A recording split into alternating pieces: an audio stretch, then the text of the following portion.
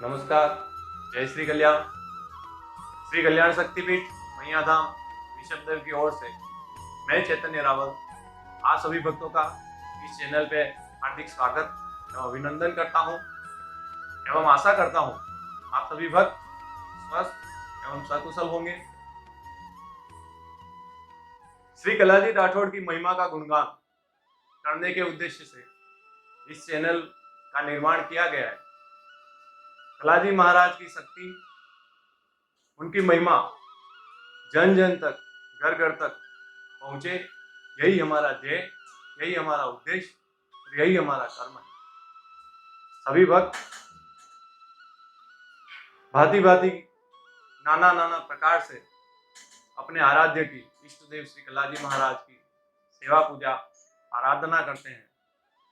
भक्ति भाव से कलाजी महाराज की आराधना करने पे उन्हें मनवांछित फलों की प्राप्ति होती है, संकटों से मुक्ति मिलती है।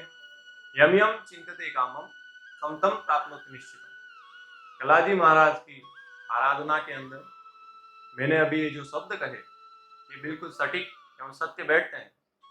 कलाजी महाराज की शक्ति, उनकी महिमा का बखान करना मेरे बस की बात नहीं है। एक छोटा सा प्रयास मैं कर रहा हूँ जिससे मालिक की महिमा आप सभी तक पहुंच पाए। मैंने जो बोला यम यम चिंतते कामम तम तम प्राप्नोति निश्चितम, अर्थात कलाजी महाराज का भक्त सच्चे मन से आराधना करके, कलाजी महाराज की शक्ति की उपासना करके जब जब जिस जिस कार्य की कल्पना करता है, श्री कलाजी महाराज की शक्ति निश्चित रूप से उस भक्त के उन कार्यों को सफल करती है, उसकी समस्त इच्छाओं को पूर्ण करती है। आज कलाजी महाराज देव रूप में पूरे राजस्थान, संपूर्ण भारतवर्ष के साथ साथ विदेशों में भी पूजे जा रहे हैं। अनेकों अनेक भक्त सभी जाति धर्म के उच्च नीच से परे सभी भक्त अपनी श्रद्धा आस्था के अनुरूप श्री कलाजी महाराज की आराधना करते हैं। आज हम बात करना चाहेंगे कि कलाजी महाराज की शक्ति जो आज इस कलयुग के अंदर प्रत्यक्ष रूप से भक्तों को अपना लाभ दे रही है, तो कलाजी महाराज ने क्या ऐसे कर्म किए, कौन थे, कहां जन्मे, देश हित में धर्म के लिए आपने क्या अपना बलिदान दिया, क्या ऐसे कर्म किए जिस कारण आप प्रकृति द्वारा आपको देवता की योनि प्राप्त हुई एवं आज देव रूप में आप जन जन तक पूजे जा रहे हैं। गांव गांव ढाणी ढाणी हर गली हर मोहल्ले में आपके नाम के जयकारे लगते हैं। सच्ची श्रद्धा से भक्त अपने समस्त दुखों में सर्वप्रथम आपको याद करते हैं। तो आइए आज जानते हैं कि कलाजी महाराज कौन थे, श्री कलाजी राठौड़ का जन्म कहाँ हुआ, आपका बाल रूप कहाँ बीता, आपने अपने जीवन में क्या कर्म किए, आपके गुरु कौन थे, आपकी शिक्षा दीक्षा कहाँ से हुई, आपने विवाह कहाँ किया, आपने शौर्य प्रदर्शन कहाँ किया। जो भी कलाजी महाराज के जीवन से संबंधित उनका इतिहास है, आज मैं आप सभी भक्तों के समक्ष प्रस्तुत कर रहा हूँ। उसे ध्यान से सुनिएगा, समझिएगा और आगे से आगे लोगों तक उसे पहुंचाने का प्रयास कीजिए। जय श्री कल्याण। तो आइए जानते हैं इष्ट देव श्री कलाजी राठौड़ के इतिहास के बारे में। भारत को देवभूमि कहा जाता है। अनेकों अनेक देवी देवताओं ने इसी भारत भूमि पे जन्म लिया। मनुष्य रूप में अवतरित होके उन्होंने ऐसे कर्म किए कि आज जनमानस, सामान्य जनता उन्हें देव रूप में पूजती है। जब जब पृथ्वी पे अधर्म बढ़ा, उस अधर्म का नाश करने के लिए ब्रह्मा विष्णु महेश इन्हीं देवताओं ने मानव रूप में जन्म लेके अधर्म का नाश किया, धर्म की रक्षा की और देव रूप में पूजे गए। देवताओं के जन्म के साथ साथ इस भारत भूमि पे अनेकों अनेक वीरों ने जन्म लिया। जहां वीरता का नाम आता है, वीरता का नाम आते ही हमारे मस्तिष्क पटल पे एक ऐसे राज्य एवं क्षेत्र का नाम स्वतः ही आ जाता है जो राजस्थान के नाम से जाना जाता है। उसी राजस्थान के मारवाड़ क्षेत्र में मेड़ता के सामियाना गांव में संवत 1601 में श्री कलाजी राठौड़ का जन्म हुआ। श्री कलाजी राठौड़ की माता का नाम स्नेह कुंवर एवं पिता श्री अचल सिंह जी राठौड़ थे। आपके दादाजी श्री वीरमदेव जी राठौड़ एवं परदादाजी श्री दुदाजी राठौड़ जो जोधपुर के संस्थापक जोधाजी राठौड़ के भाई थे। बाल्यकाल से ही कलाजी महाराज अद्भुत शौर्य एवं पराक्रम के धनी थे। शस्त्र संचालन में आपकी अत्यधिक रुचि थी। कृष्ण भक्त मीरा, जिन्हें मीराबाई के नाम से जाना जाता है, वो श्री कलाजी महाराज की बुआ जी थी।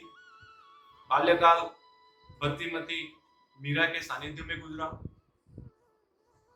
बुआ मीराबाई का सानिध्य प्राप्त होने से आप में आध्यात्मिकता एवं भक्ति भी कूट कूट के भरी हुई। बचपन से आप एक कुशल साधक के रूप में अपने आराध्य चारभुजानाथ कुल देवी मां नागणेचा के साथ देवताओं की आराधना करते थे। यह एक ऐसा दौर था जिसमें मुगल बादशाह अकबर अपनी साम्राज्य विस्तारवादी नीति के साथ संपूर्ण भारत भूमि पे अपना नेतृत्व कायम करने की चाहना से सभी राज्यों पे अपना अधिकार कायम करते हुए आगे बढ़ रहे थे। उस समय भारत भूमि के अधिकांश क्षेत्र पे, अधिकांश राज्यों पे अकबर एवं मुगलों का आधिपत्य स्थापित हो चुका था।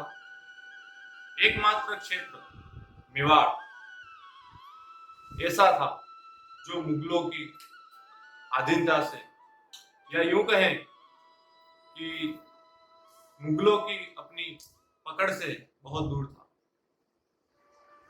चूंकि कलाजी का जन्म मारवाड़ में हुआ था, उस समय मारवाड़ मुगलों के आधिपत्य क्षेत्र के अंदर आता था। बचपन में कलाजी का लालन पालन मीराबाई के माध्यम से हुआ। एक समय पे मीराबाई का विवाह चित्तौड़ राजा भोज से हो गया। मीराबाई के विवाह के पश्चात कलाजी राठौड़ का लालन पालन उनकी भाभी साहब एवं परिवारजनों द्वारा होने लगा। चूंकि कलाजी का जन्म मारवाड़ में हुआ था और उस समय मारवाड़ क्षेत्र मुगलों के अधीन हो चुका था। मुगलों की अधीनता की वजह से वहां एक कुप्रथा चलती थी। एक घटना घटी, वह घटना जो भविष्य के लिए एक शौर्य से भरा इतिहास कायम करने जा रही थी, उस घटना से मैं आपको अवगत करवाता हूं। घटना यूं घटी, कलाजी का बाल्यकाल था। मुगलों की अधीनता की वजह से मारवाड़ क्षेत्र में एक कुप्रथा चला रखी थी, जिस कुप्रथा को नवरोजा डोला प्रथा कहते थे। एक डोला इस कुप्रथा के तहत मुगल दरबार में जा रहा था। संयोगवश कलाजी महाराज ने उसे देखा। देखकर अपने परिवार के बड़ों भाभीसा से उत्सुकतावश प्रश्न किया कि भाभीसा ये डोला कहाँ जा रहा है। तब उनके भाभीसा ने कलाजी महाराज को नवरोजा डोला कुप्रथा के बारे में जानकारी दी। उस जानकारी को सुनते ही कलाजी महाराज की भ्रुकुटी टेढ़ी हुई, चेहरे पे ओज खिलने लगा, मन में स्वतंत्रता की चाह जगी और मन ही मन आपने निर्णय लिया कि जहां इस प्रकार की कुप्रथा हो, हम स्वतंत्र जीवन ना जी सके, ऐसे क्षेत्र में रहने से तो स्वाधीनता, स्वाभिमान के साथ जीना, या यूं कहें कि स्वाधीनता की चाह में अगर मौत भी आ जाए तो कोई दुख नहीं है। उसी स्वाधीनता की चाह में कलाजी ने मन ही मन मेवाड़ जाने का निश्चय कर लिया। कलाजी महाराज मेवाड़ के लिए प्रस्थान करने लगे तो कलाजी के छोटे भाई श्री तेज सिंह जी एवं उनके कुछ मित्र भी उनके साथ हो लिए। कलाजी महाराज अपने साथियों के साथ मेवाड़ पहुंचे।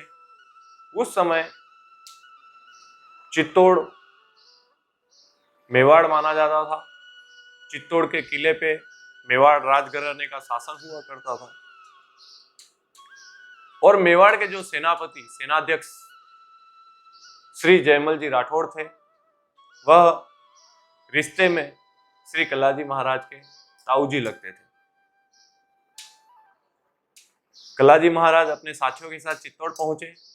वहां पहुंचने पे उन्होंने अपने ताऊजी श्री जयमल जी राठौड़ से मुलाकात की, आतिथ्य सत्कार हुआ और ताऊजी सेनापति श्री जयमल जी राठौड़ ने कलाजी महाराज से चित्तौड़ आने का कारण पूछा। कलाजी महाराज ने अपने ताऊजी से निवेदन किया कि हम यहाँ स्वाधीनता एवं स्वतंत्रता की चाह में आए हैं, मेवाड़ की सेना में भर्ती होना चाहते हैं, सेना में भर्ती होके देश हित, राष्ट्र हित एवं धर्म की रक्षा करना चाहते हैं। जयमल जी कलाजी की यह बात सुन के बड़े प्रसन्न हुए। रात्रि विश्राम भोजन करवाया गया। दूसरे दिन जयमल जी राठौड़ ने कलाजी महाराज एवं उनके साथियों की मुलाकात राणा मेवाड़ के महाराणा श्री उदय सिंह जी सिसोदिया से करवाई एवं उनके आने का प्रयोजन राणा जी को बताया।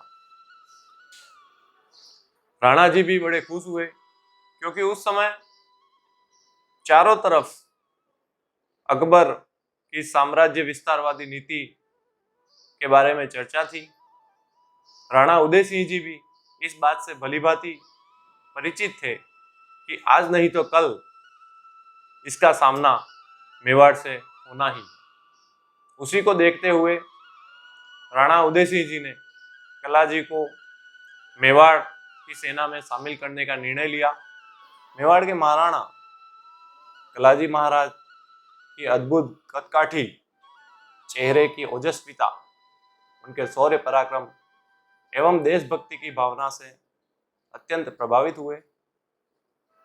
प्रभावित होकर और जयमल जी राठौड़ के आग्रह पे राणा उदय सिंह जी ने कलाजी महाराज को मेवाड़ रियासत के बोरई क्षेत्र में स्थित रनेला गांव की जागीर प्रदान की। आशा करता हूं आप सभी भक्तों को श्री कलाजी महाराज के इतिहास की अभी तक दी गई जानकारी पसंद आई होगी। आगे के इतिहास की जानकारी प्राप्त करने के लिए हमारे साथ बने रहिए। जय श्री कल्याण।